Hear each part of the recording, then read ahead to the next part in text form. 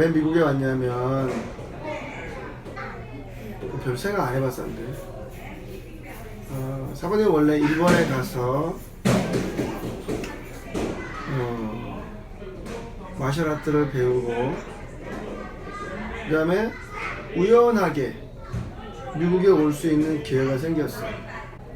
이렇게 넓은 세계고 나한테 기회가 더 많은 기회가 있을 수 있다고 생각해서 일단은 미국에 와서 한번 더 공부를 해보자 하는 마음으로 미국 대학에 어플리케이션을 내고 억셉이 돼가지고 미국으로 오게 된 거야. 원래는 LA에 가야 되는데 폭동이 일어났어. 라이엇이 1992에 일어났지. LA 폭동. 남의 가게 불 지르고 물건도 훔쳐가고 그런 LA 전체에 일어났었어. 특히 하닝타운을 중심으로. 그래서 올 수가 없어서 일단 알라마로 갔다가 그 다음에 거기서 한 3개월 있다가 LA로 들어갔지. 사모님이 이제 그 남의 도장 사범을 했을 거 아니야. 처음에 와서 도장을 오픈한 게 아니고 다른 LA에 있는 한 도장에 사범을 하고 한 1년 가르치고 그 다음에 사모님 도장 오픈을 간 거야. 그리고 사모님이 거기 사범을 해보니까 사모님이 하는 스타일을 좋아해 사람들이. 그때만 해도 그 LA 태권도는 그냥 정통 태권도야. 태권도만 가르치는 때고 사모님이 이미 일본에서 그긴 했잖아. 주짓수도 알고 있었고 합기도 됐고 검도도 했고 그러니까 사모님이 오픈을 했을 때 그런 걸 하는 도장은 없었어. 사모님이 이제 셀프 디펜스라든지 이쪽이 강하다 보니까 데모를 해달라는 그 요청이 진짜 많이 왔어. 그러니까 그런 게 사모님이 생각할 때는 이제 다른 도장들이 할 수 없는 거를 우리가 해내니까 그런 게 성공했다고 생각하는 요건이 되겠지. 다른 데로 옮겨서 태권도를 한번 해보자. 그 가장 큰 메인은 제시카하고 알렉스 때문에. 그 다음에 세컨 원인은 이제 너무 바빠. 너무 그 비즈니스에 우리의 모든 라이프가 올인돼 있었어. 그러니까 여유가 없는 거야. 사모님 LA에서는 6am에 도장 오픈해. 11pm에 도장 클로즈 하는 거야. 거의 위크데이에는 패밀리끼리 시간도 갖기가 어렵고 릴렉스하는 타임이 없이 10년을 산 거야. 우연한 기회에 LA의 신문에 텍사스에 대한 광고가 나온 거야. 집을 사라고. 근데 집이 너무 멋있어. 근데 프라이스가 너무 힙한 거야. 그래서 사모님 일단 한번 텍사스에 와본 거야. 진짜인지 아닌지 가봤는데 진짜 사실인 거야. 그리고 집을 사고 그다음에 도장을 오픈하게 된 거야. 보통 남의 빌딩을 리스해가지고 5년이라는 기간을 한단 말이야. 5년 기간이 끝났어. 그럼 거기에 더 우리가 있을 건지 옮길 건지를 선택해야 되는 거야.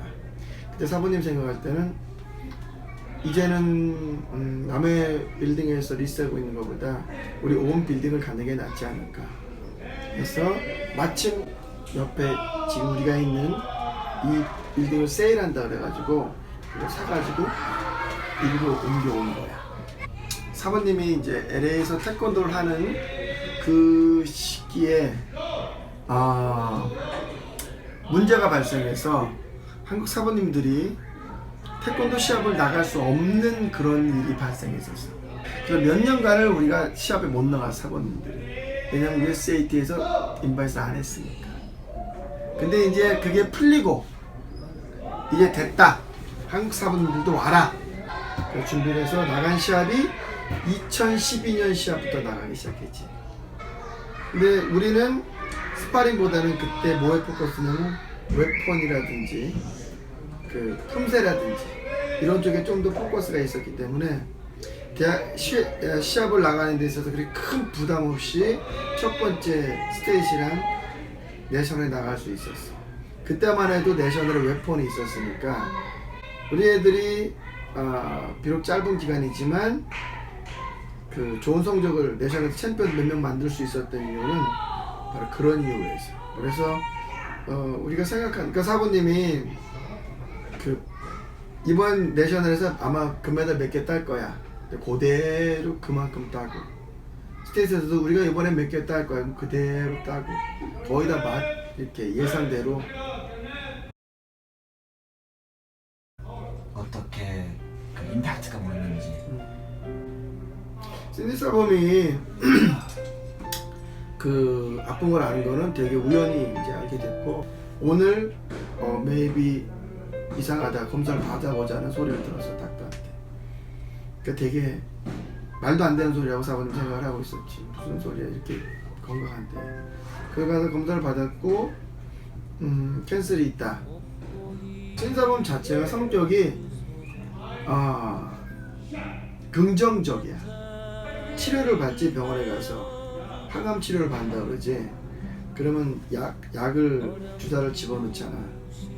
그러면 이제 손톱도 다 빠지고 머리카락도 다 빠지지. 그리고 사람이 막 마른단 말이야. 이렇게 포이즌을 집어넣는 거야, 내 피 속에.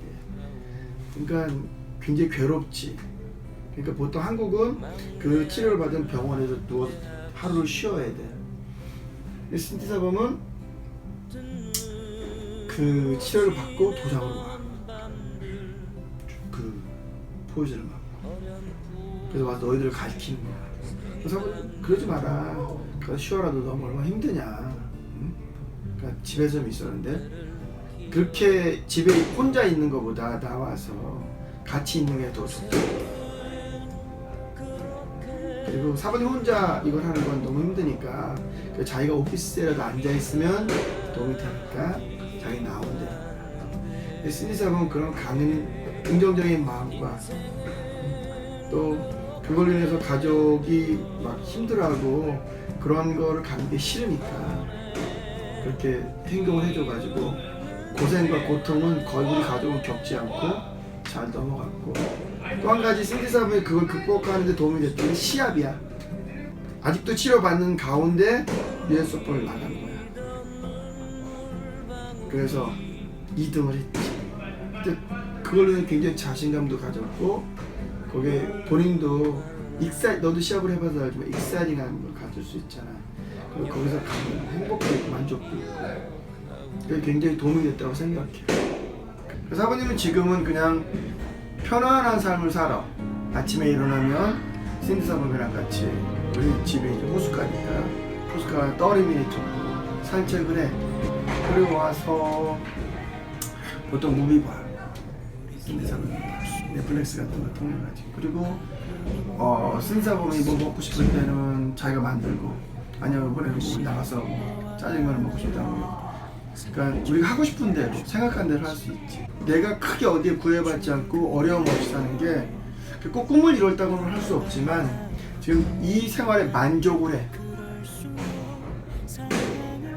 그러니까 뭐 그게 행복이라고 할 수 있는 거지. 만족하는 거.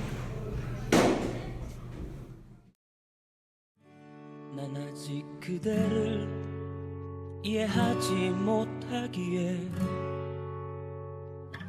그대 마음에 이르는 그 길을 찾고 있어.